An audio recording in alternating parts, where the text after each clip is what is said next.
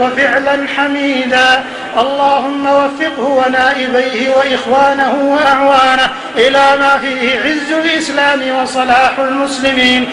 اللهم اجزه خير الجزاء على ما وجه المسلمين من إغاثة إخوانهم في الصومال. اللهم اجعل ذلك في موازين أعماله وفي صحائف حسناته يوم لا ينفع مال ولا بنون إلا من أتى الله بقلب سليم.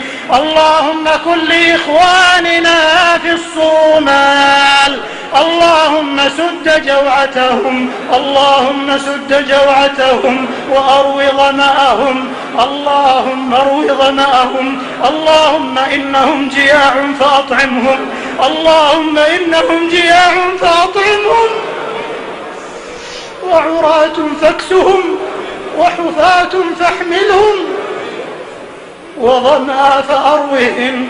اللهم هيئ لهم من ينصرهم ومن يأخذ بأيديهم ومن يسد مجاعتهم يا ذا الجلال والإكرام يا ذا الطول والإنعام.